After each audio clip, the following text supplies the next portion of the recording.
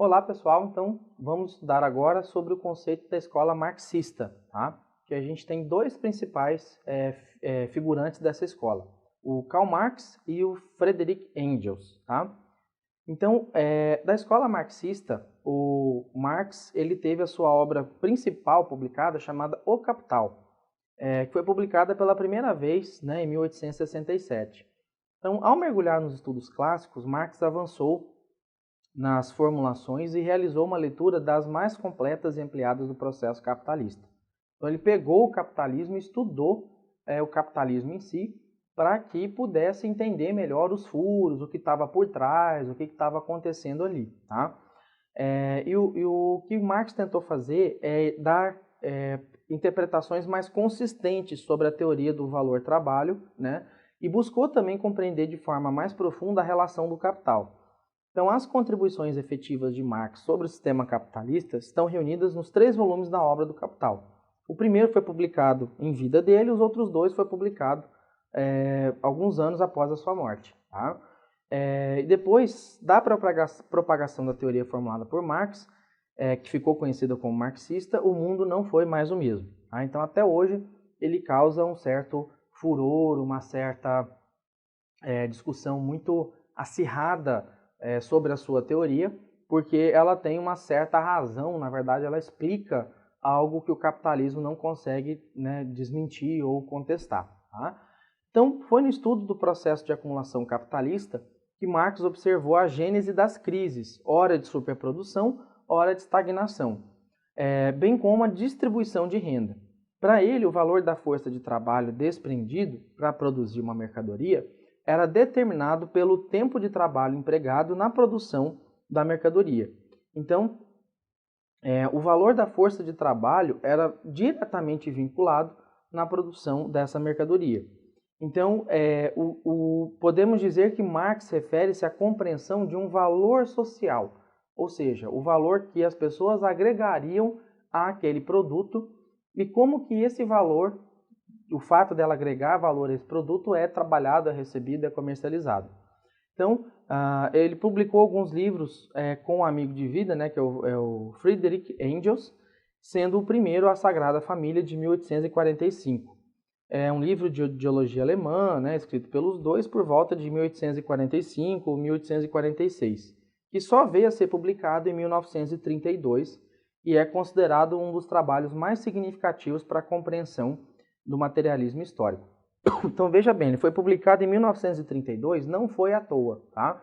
Lembrando que em 1929 teve o crash da Bolsa de Nova York, né, a quebra da Bolsa de Nova York, que ocorreu justamente, entre outras coisas, né, por uma falta de regulamentação de mercado, que hoje é feito pela Bolsa de Valores, e pelo excesso de produção, principalmente do café. Né? Por exemplo, nos Estados Unidos foram outros produtos, aqui no Brasil a quebra da Bolsa lá influenciou na Bolsa aqui, e aqui no Brasil foi principalmente por conta do excesso de produção do café.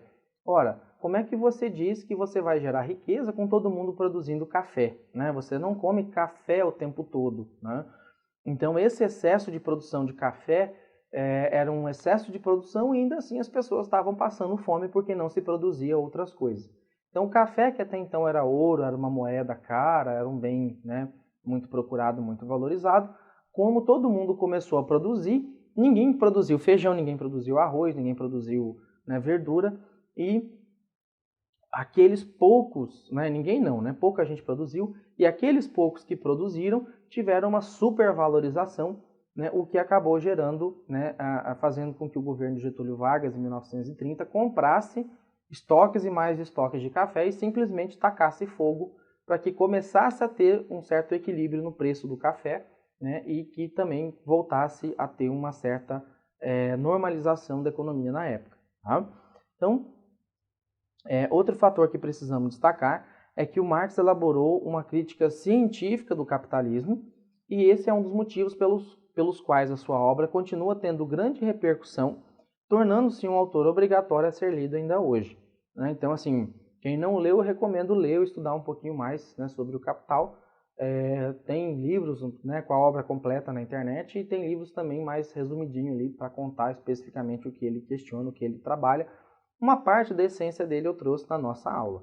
Então, de acordo com a concepção do materialismo histórico, a transformação social está ligada ao desenvolvimento das forças produtivas. Tá?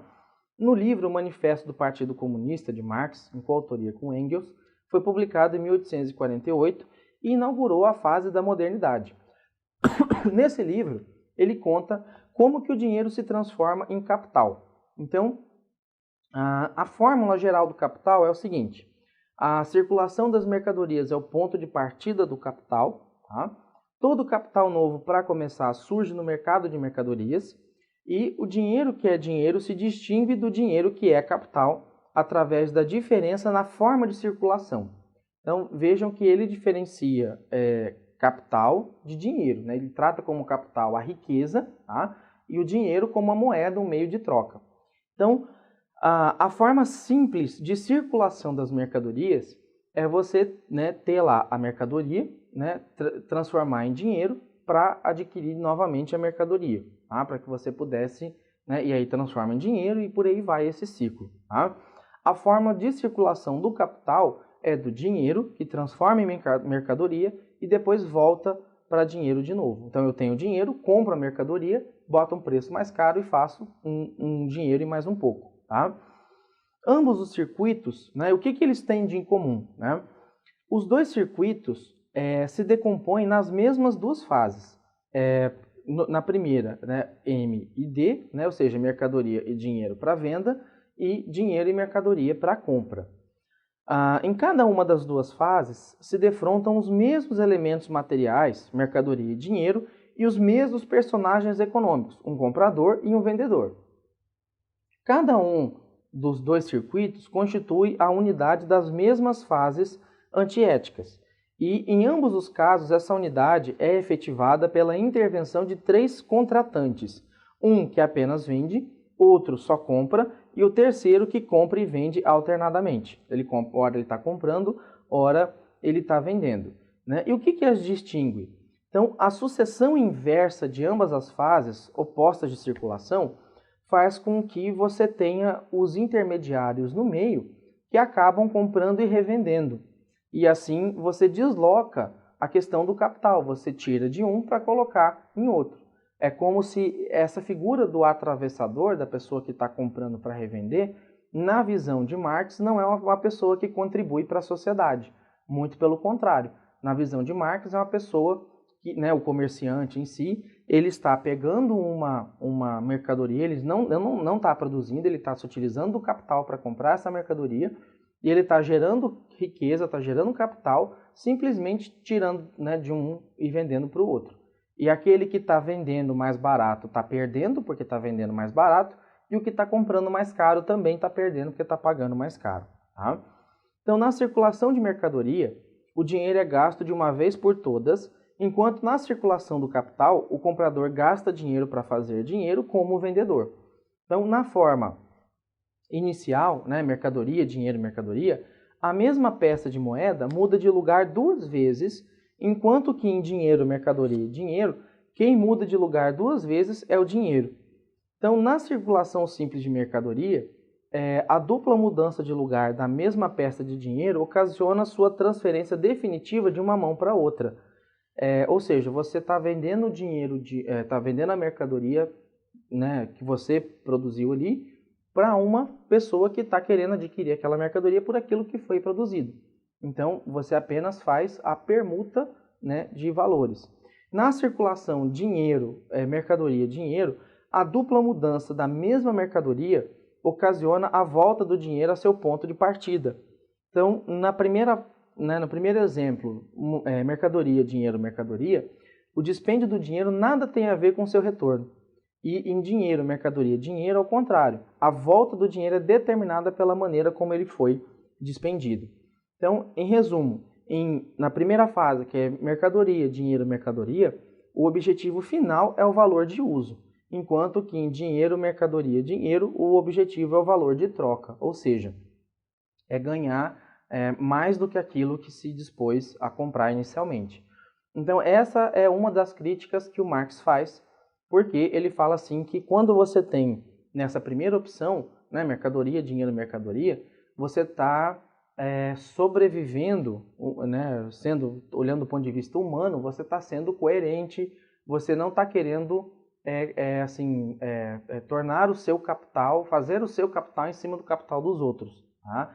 Quando inverte, quando coloca dinheiro, mercadoria, dinheiro, aí sim você está querendo, além de não contribuir, não produzir, você está se usando dessa força, né, que é o capital, para explorar outras pessoas. Tá? Então, para comprar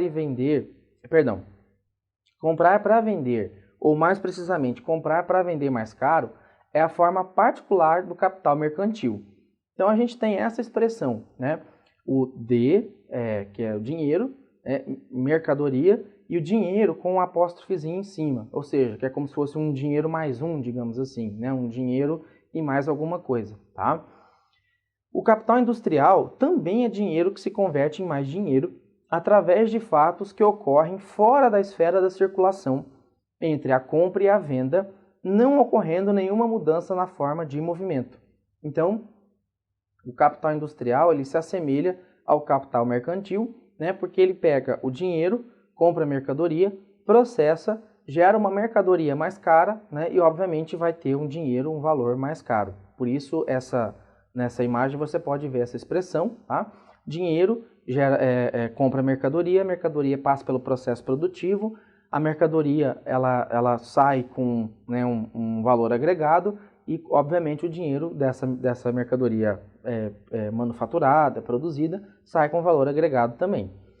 E no capital que rende juro, né, que é o capital bancário, a circulação dinheiro, mercadoria, dinheiro é abreviada pelo desaparecimento do estágio intermediário da mercadoria. Ou seja, ele pega dinheiro e ganha dinheiro a maior, um dinheiro acrescido, né, com a apóstrofezinha aí. Então, dinheiro, mercadoria e o dinheiro rendido, né, é a forma geral do capital conforme ele aparece diretamente na circulação. Então, é isso que o Marx questiona. Ele fala que essa forma de você lucrar, de você ganhar, é uma forma injusta e que acaba deslocando o dinheiro, né, justamente daqueles que não têm condição para aqueles que têm mais condição. Quando eu falo não tem ou tem condição, entenda-se o dinheiro, ou recursos, ou capital para isso. Tá? Então, por conta disso e aproveitando-se disso, o que o Karl Marx questiona é a compra e venda da força de trabalho. Então, ele traz uma seguinte fórmula, né, que a gente vai mostrar aqui agora para vocês, que é o seguinte, que é o dinheiro acrescido, né, com essa apóstrofezinha aí, menos o dinheiro, né, que é o que foi, agora sim, menos o dinheiro que foi investido, ele gera um delta dinheiro, um delta D aí, que é o mais-valia ou o excedente, tá? Que é o foco, né, o objeto aqui.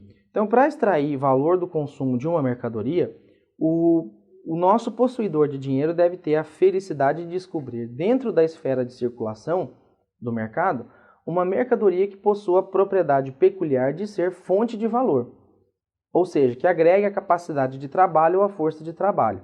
E o que é essa força de trabalho? Ela é o conjunto das faculdades físicas e mentais, ou seja, força física e força intelectual, existente num corpo, numa pessoa viva, de um ser humano, as quais ele põe em ação toda vez que produz valor de uso a qualquer espécie.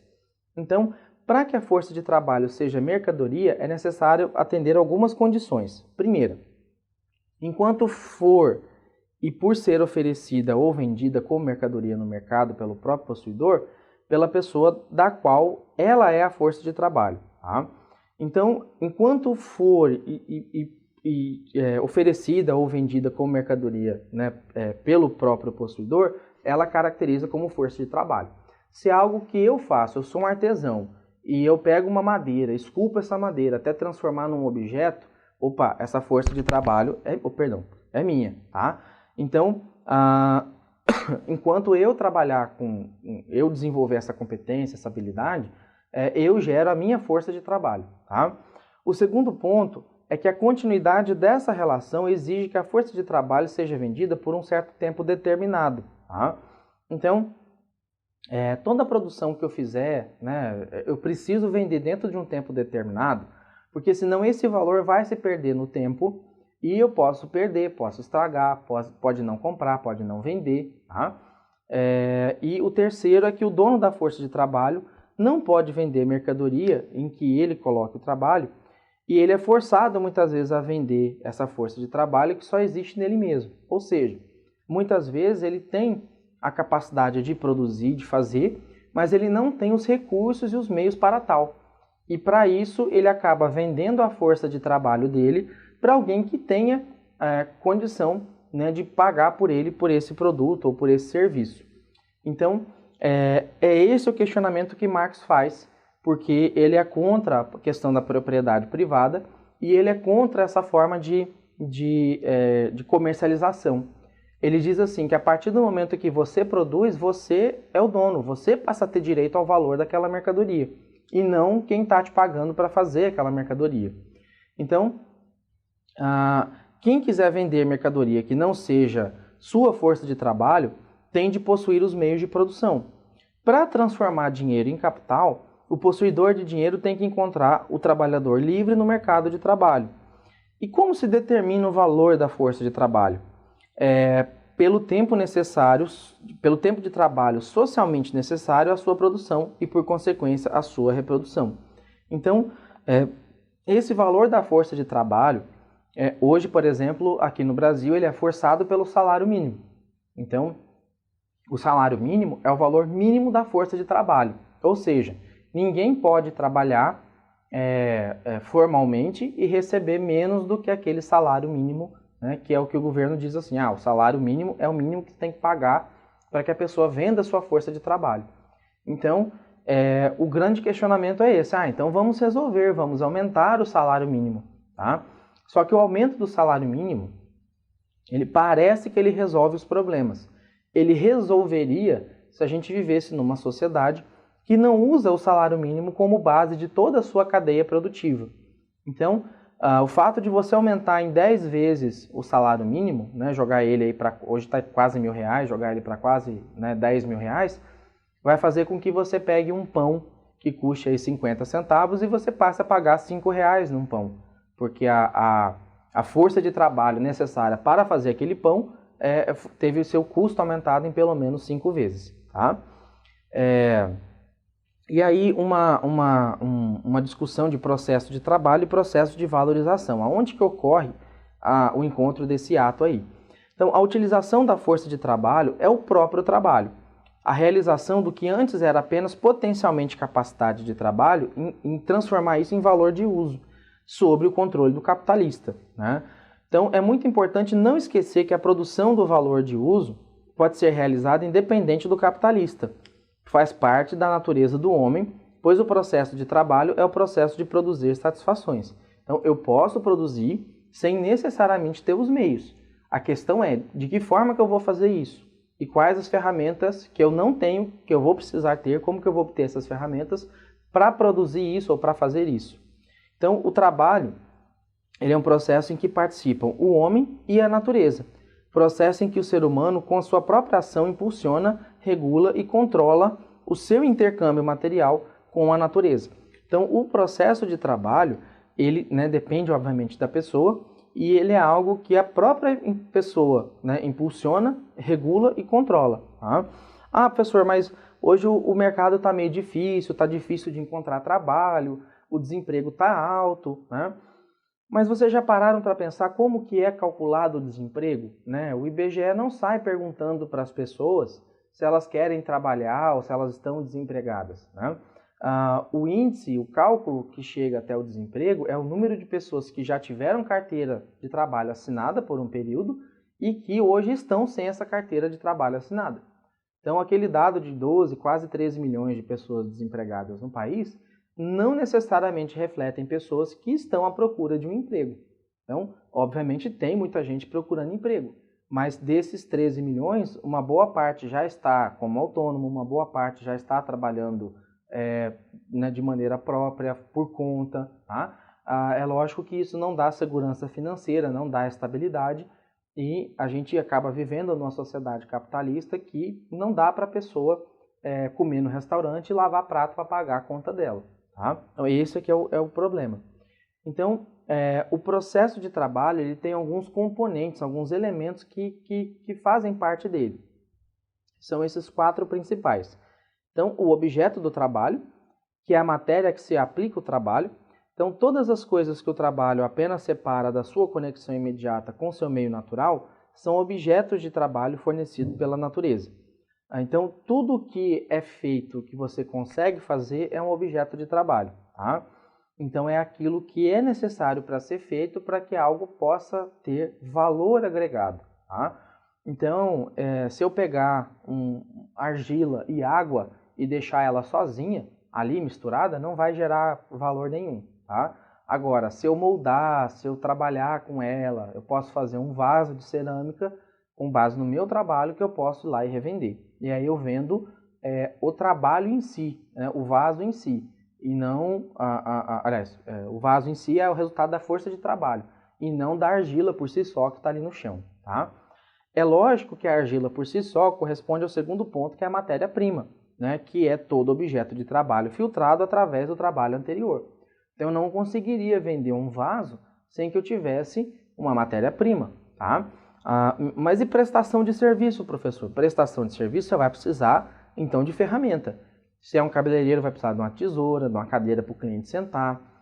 Se é um cara que poda a grama, vai precisar lá de um carrinho de cortar grama, um podador, uma roçadeira, alguma coisa nesse sentido. Né? Então, a matéria-prima, né, se for comercial, e ferramenta se for produção de serviço. Tá? Comercial está ligado com matéria-prima, comercial industrial, e prestação de serviço está ligado no terceiro ponto, que é os meios, né, de trabalho, que é uma coisa, um complexo de coisa que o trabalhador insere entre si mesmo e o objeto de trabalho que lhe serve para dirigir sua atividade sobre esse objeto. Então, os meios de trabalho, eles caracterizam o procedimento, o método, o serviço em si aplicado ali. E o próprio trabalho é o resultado efetivo, né, do vaso pronto, da grama cortada, né, porque assim, eu posso ter lá uma certa habilidade de cortar a grama que nem todo mundo tem.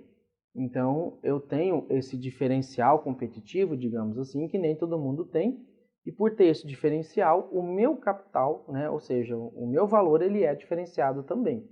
Então, podar a árvore não é todo mundo que... Podar todo mundo poda, agora podar retinho, harmonioso, né, para não ficar torto, com buraco, não é qualquer um que dá conta de fazer.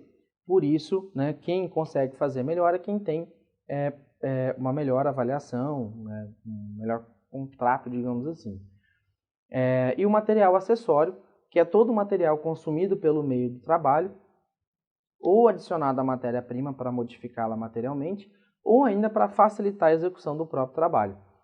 O mesmo produto pode servir de matéria-prima de processos de trabalho muito diversos, e o mesmo produto pode, no processo de trabalho, servir de meio de trabalho e de matéria-prima. Um produto que existe em forma final para consumo pode tornar-se matéria-prima.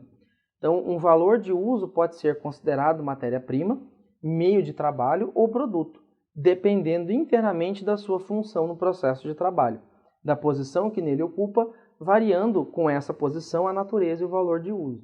Então, esse mesmo exemplo do vaso que eu comentei, né, a argila ela pode servir para fazer o vaso, ela pode servir ali para manter a terra úmida junto com aquele material esponjoso, né, para que dê vida ao vaso. E o serviço de ornamentação, de como eu vou aplicar aquele vaso, né, poderia ser um material acessório, um diferencial, algo nesse sentido. Então, o processo de trabalho é um processo de consumo produtivo, cujo resultado é um produto distinto do consumidor, por consumir os meios através dos quais funciona a força de trabalho posta em ação. Então, alguns elementos aí do processo de trabalho. Então, a gente tem o consumo individual, né, que é o processo que gasta os produtos como meio de vida do indivíduo e tem como produto o próprio consumidor. O processo de trabalho, quando ocorre como processo de consumo da força de trabalho pelo capitalista, apresenta dois fenômenos característicos. Primeiro, o trabalhador trabalha sob o controle do capitalista, a quem pertence o seu trabalho, e o segundo, o produto é propriedade do capitalista, não do produtor imediato, que é o trabalhador. Então, concluindo, o processo de trabalho ele é um processo que ocorre entre coisas que o capitalista comprou e entre as coisas que lhe pertencem, no caso, a força de trabalho. Tá? o produto desse processo pertence-lhe do mesmo modo que o produto do processo de fermentação em sua adega. Então, o que ele diz, né, é o seguinte, que perdão, o capitalista, né, ele faz uso dessa mão de obra, digamos assim, para obter uma determinada vantagem. Então, ele aproveita da situação em que ele está te pagando um determinado valor, principalmente quando fala-se de salário fixo, né, para, de certa forma, te explorar, digamos assim, o seu potencial e tirar de você essa riqueza. Então, o capitalismo, ele objetiva produzir mercadoria não apenas o valor de uso, mas assim, como a mercadoria é a unidade de valor de uso, o valor do processo de produzi-la tende a ser um processo de trabalho e ao mesmo tempo um processo de produzir valor. Então aqui tem um exemplo que para produzir 10 kg de fio, né, é necessário 10 kg de algodão e 2 fusos. Fuso é esse que está aí na imagem aparecendo.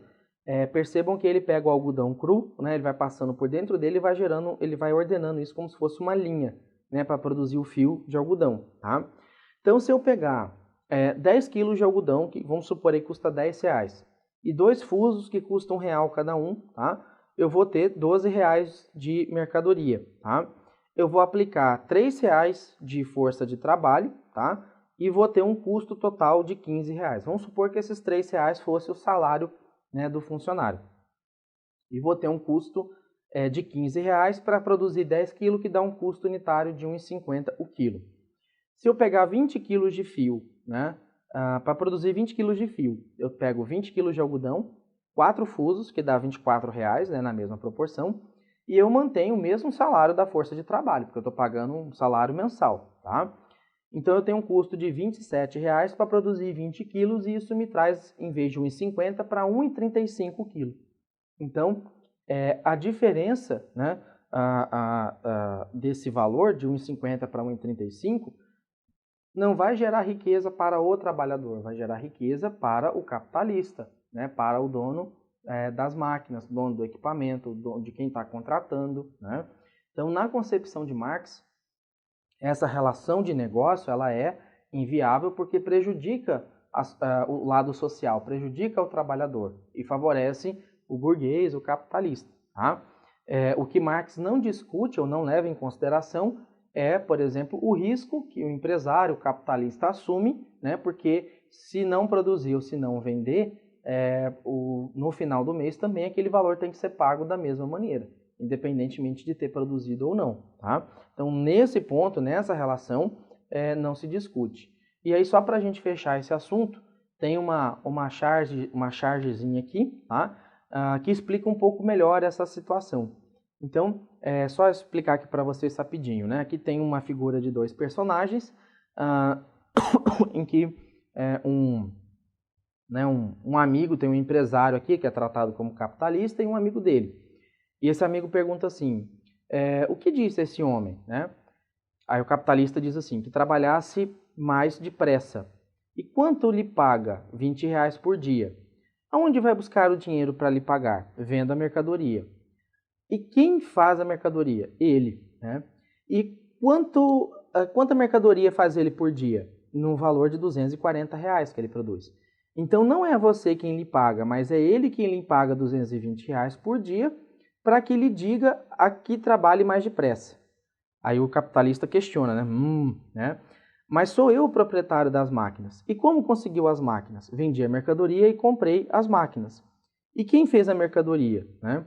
E aí, a hora que ele percebeu, né, que os trabalhadores estavam ficando atentos, ele mandou, né, falou, cuidado, eles podem te ouvir. Né? Então, é uma forma de expressar, uma forma de uma charge de expressar como é que ocorre, qual é a crítica, né, que o Marx faz em cima desse modelo. Então, com isso eu fecho aqui esse assunto. Tá? Na próxima aula a gente vai discutir sobre a escola neoclássica. Então, até a próxima, pessoal. Valeu!